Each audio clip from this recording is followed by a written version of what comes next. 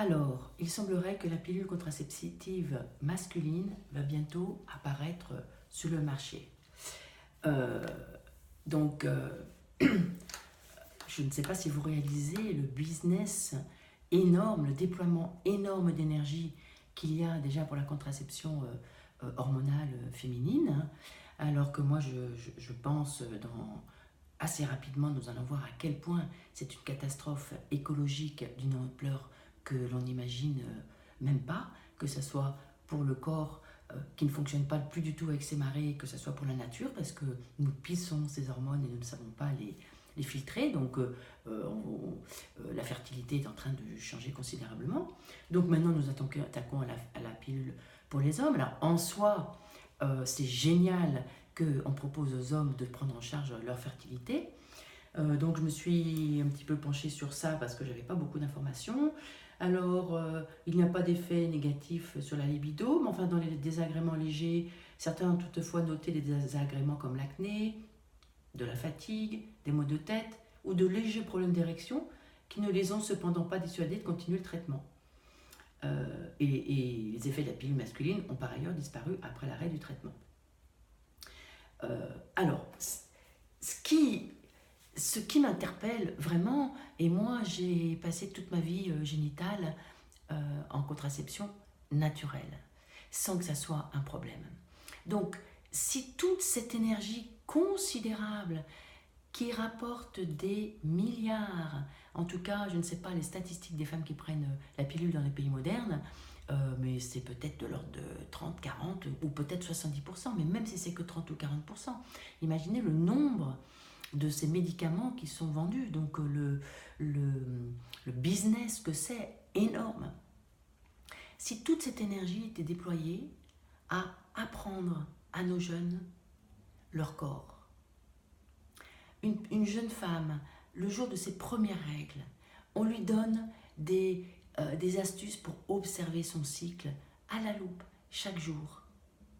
Elle va connaître sa fertilité par cœur. Et je le sais parce que j'ai eu dans ma clientèle il y a quelques années une malgache qui, un jour d'échange, on travaillait sur la rééducation du périnée, je crois, et j'avais créé un groupe. Et elle raconte que quand elle avait 12 ans, la sorcière, elle l'a nommée comme ça, de son village, l'avait convoquée le jour de ses premières menstruations, lui avait donné des petits cailloux pour lui montrer ses cycles. Alors, à l'époque, j'étais moins avertie, mais en tout cas, j'ai entendu ça. Cette personne n'est pas revenue, donc malheureusement, j'ai pas eu de plus d'informations. Mais dans la conversation, ces petits cailloux lui ont permis de connaître son cycle. Et puis elle dit, puis mon mari, quand il y a les petits cailloux sur la table de nuit, il sait très très bien où j'en suis. Et son visage s'est affaissé en disant que je suis arrivée en France, le gynécologue m'a dit de jeter mes petits cailloux et de prendre la pilule. Et on sentait que quelque chose en elle s'est complètement affaissé quand on lui a dit de jeter ses petits cailloux parce que ça fonctionnait.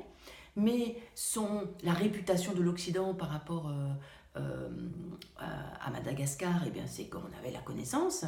Je le sais parce que j'ai une amie sage-femme malgache qui a vraiment vu dans sa clinique à Madagascar des demandes de modernisation et de médicalisation, alors qu'en fait, naturellement, il y avait juste besoin de la sécurité, mais naturellement, les femmes accouchaient mieux, quelque part. Donc je sais que ces pays-là ont l'impression que nous, les Occidentaux, nous avons la science infuse.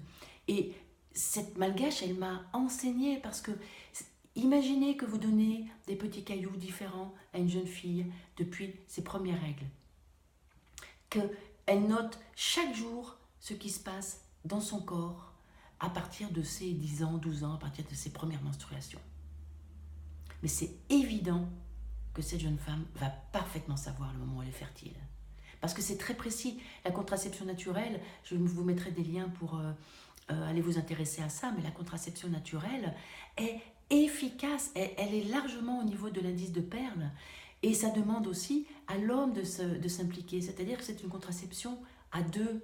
Donc finalement, qu'est-ce que ça apprend? Ça apprend aussi les préliminaires, parce que le garçon, il apprend à se retenir, il apprend à prendre son temps, ça apprend la volupté du corps, ça apprend qu'il n'y a pas que l'éjaculation dans les voies féminines qui est intéressante dans la sexualité. Donc au-delà de la contraception, cette contraception naturelle est riche sur tellement de points de vue, et si toute cette énergie est déployée à créer des médicaments qui empoisonnent le monde et pas que nos corps, parce que de toute façon, le monde. Et notre corps, c'est la même chose. Donc à partir du moment où on bouffe des hormones qui modifient notre fonctionnement, pour nous les femmes qui modifient nos marées, qui pour les hommes vont réduire leur spermatogénèse, mais c'est... moi, ça me fait frémir. On change l'énergie du monde avec ça. Donc, la recherche, si elle s'intéresse vraiment au corps, au fonctionnement naturel, et si on le déploie dans toutes les écoles, et si on déploie de partout de la publicité, etc., pour que nous réapprenions nos corps, on change le monde vers la nature, vers se réconcilier avec son corps vivant. La pilule baisse la libido des femmes, la pilule empêche ces marées, ces allées et venues du corps vivant à l'intérieur qui marée haute, marée basse, et tous ces cycles, et les hommes qui vont avec nous, alors qu'avec ces pilules, il y a tout, ces mères mortes. D'ailleurs, il y a de plus en plus d'endroits qui se dessèchent dans le monde. Comme notre humidité intérieure, ça se dessèche. Alors, vigilance. Anne, femme, sage-femme, architecte du désir, guérisseuse de l'intime. Et en guérissant votre intime, vous guérissez le monde.